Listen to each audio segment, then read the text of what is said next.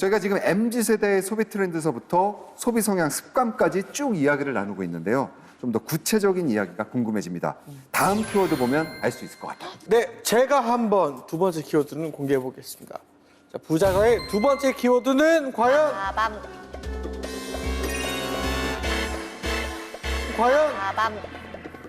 타이밍.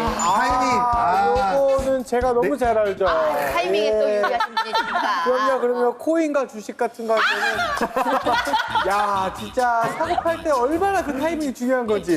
그쵸. 저 주식은 안 하지만 흔히 그 주식 하시는 분들이 말씀 많이 하시는 게 뭐 무릎에서 사서 명치에서 팔아라. 뭐 이런 타이밍 이야기를 되게 많이 하잖아요. 그렇죠. 사실 근데 그게 다 어려워요. 타이밍을 지킨다는 것 자체도 어렵고 아는 것도 어렵고. 근데 이제 문제는 그겁니다. 사람들이 다 그 타이밍을 아는 줄 알아요. 그치, 모르는데. 네, 모르는데. 타이밍. 아, 돈을 내는 타이밍. 돈 내는. 왜냐면 다 같이 밥 먹었어. 근데 카드 내는 타이밍이 이렇게 나도 내려고 하는 척을 하는 이거 신발이 갑자기 신발이 갑자기 올라가고. 웃기다. 그런 타이밍? 약간 그런 것들 타이밍이죠. 불프.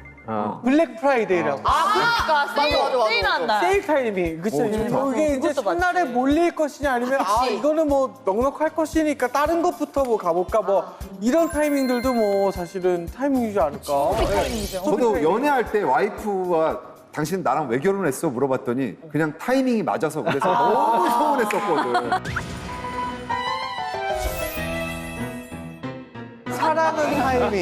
이거 얘기 진짜 많잖아요. 원래 결혼할 타이밍에 만난 사람끼리 결혼한다 이런 얘기가 있어요. 사랑도 있어요. 타이밍, 있어요, 돈도 있어요. 타이밍이네. 맞아. 자, 이번 주 키워드는 타이밍입니다. 어떤 분이 말씀해 주시겠어요?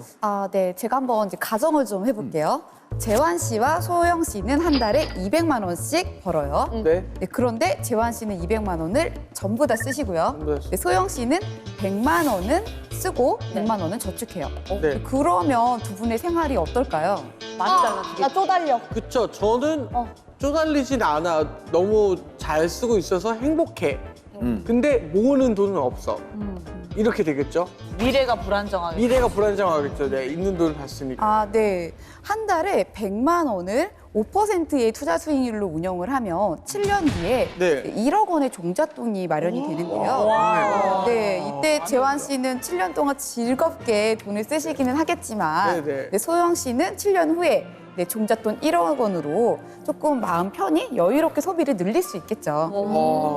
당연한 얘기인데도 이게 네. 또 이렇게 숫자적으로 얘기를 하니까 확 또 체감이 되는. 또 그리고 오빠가 또 그 역할을 해주니까 확 이입이 되면서 부담대가 느껴지는 거지. 소비 수준이 낮아질 수가 없구나. 가정이에요. 이때는 정말 제가 정말 다 쓴다 생각하시는데 그거는 전혀 아닙니다. 진짜로. 가정입니다. 가정이긴 하죠. 근데 아까 같은 계산법이면은 이제 소영 씨는 나중에 한 달에 200만 원 이상 쓸 수 네. 있는 그런 날이 오겠죠. 그 저희가 말하는 게 바로 이런 소비의 타이밍입니다. 타이밍이야. 소비를 절대적으로 자제하라는 것이 아니라 소비의 타이밍을 전반적으로 조금씩 늦추자는 얘기입니다. 지금은 무슨 시대죠? 100세 시대. 100세 시대. 100세 시대. 네, 인생이 길어졌습니다. 따라서 일시적인 소비 욕구를 그때그때 해소하면서 사는 거는 자산관리 측면에서는 조금 경계해야 될 대상입니다. 결국 현재나 미래나의 선택인데 조금 아껴 쓰고 미래에 여유로울 것이냐 아니면 지금 당장 사고 싶은 거 다 사고 미래에 쫄쫄 굶을 것이냐. 아니요. 그게 아니라. 너무 극단적인데?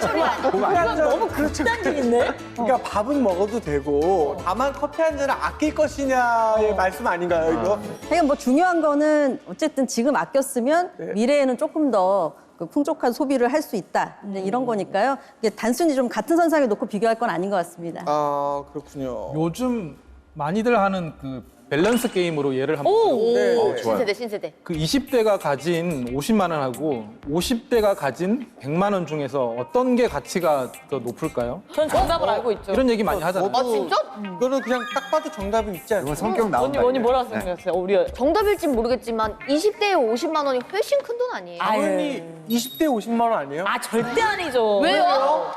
50대에 100만 원. 100만 원이라는 숫자는 사실 이 50이라는 나이가 약간 이제 퇴직을 앞둔 나이기 때문에 한창입니다. 아니에요. 그렇기 때문에 100만 원이라는 게 훨씬 큽니다. 아니 50대는 나누기 4 이 정도 해야 돼. 나누기 3 하든지. 여기서 중요한 거는 20대의 돈에는 최소한 30년이라는 그런 시간이 주어져 있다는 거죠. 그렇죠. 물론 안 쓰고 자산 관리를 해야 된다는 전제이긴 합니다. 네. 금액적으로는 50만 원이 100만 원의 절반인데요. 30년 동안 어떻게 자산 관리를 하느냐에 따라 50대가 되었을 때 그 100만 원의 몇 배가 더 많은 가치를 가질 수도 있죠. 아, 50대가 됐을 때. 그래서 이제 시간이 금이다라는 이야기가 또 있잖아요. 그래서 여기 일타 강사님들이 계속 사회생활 초기에 이 소비를 좀 줄이면서 시작해라. 약간 이런 얘기를 꼭 강조해 주시는 건가 봐요. 네, 제대로 된 소비 습관의 형성은 정말 100번 강조해도 네, 부족하지 않은 만큼 매우 중요한 일이에요. 자, 그렇다면 저는 여기서 궁금한 거, 2030 세대는 과연 얼마를 쓰는 게 적정 소비인가요? 아, 맞아. 저희는 종잣돈으로 1억 원을 기준으로 이렇게 상권합니다.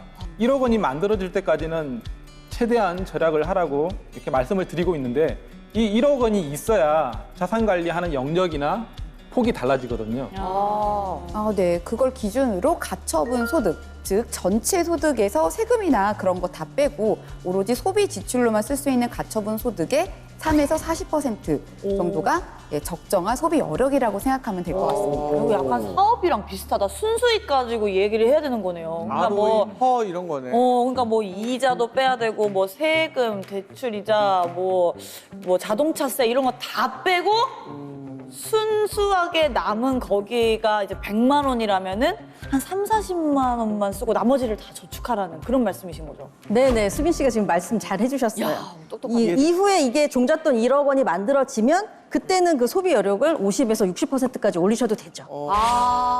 대박이다. 그런데 이제 여기서 또 한 번 이제 레치 효과를 떠올려 보시면 네. 그 이미 형성된 소비 습관 때문에 여전히 저축이 잘 되실 거고 그다음에 오히려 자산이 증가하면서 거기서 재미를 느끼게 되실 겁니다. 아, 이야기를 간추려 보면요.